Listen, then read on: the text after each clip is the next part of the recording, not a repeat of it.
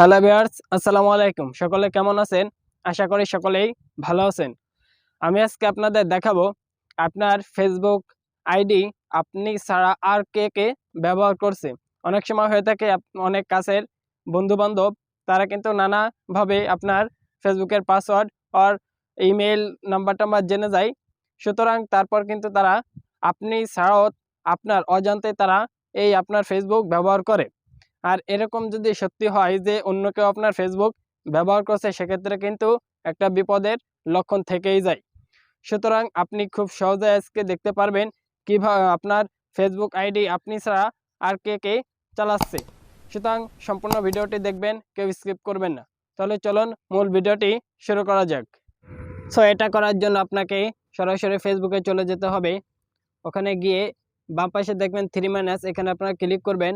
এবার নিচে এসে দেখতে পারবেন সেটিং অ্যান্ড প্রাইভেসি, এখানে ক্লিক করে আবারও সেটিংয়ে আপনারা যাবেন।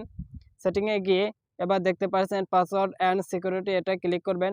আপনাদের অনেকে থাকতে পারে সিকিউরিটি অ্যান্ড লগ ইন, এখানে ক্লিক করার পর এই যে দেখতে পাচ্ছেন where you are log in, এরপরে সি অল, এখানে আপনারা ক্লিক করবেন। ক্লিক করার পর কিন্তু আপনারা দেখতে পারবেন আপনার ফেসবুক অ্যাকাউন্ট কয়টা ডিভাইস দ্বারা ব্যবহার করা হচ্ছে বা ব্যবহার করেছিল।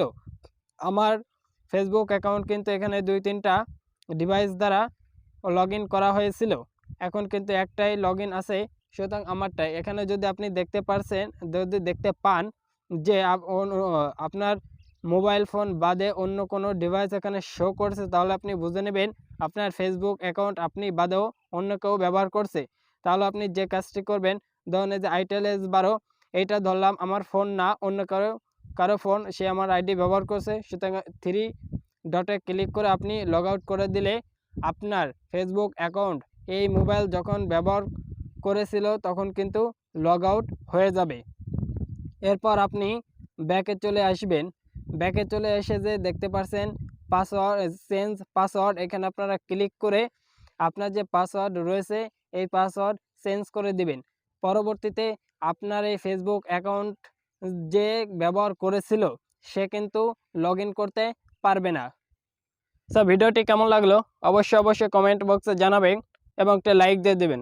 যদি পারেন ভিডিওটি আপনার ফেসবুকের টাইমলাইনে শেয়ার করে দিবেন। ভিডিওটি এ পর্যন্তই।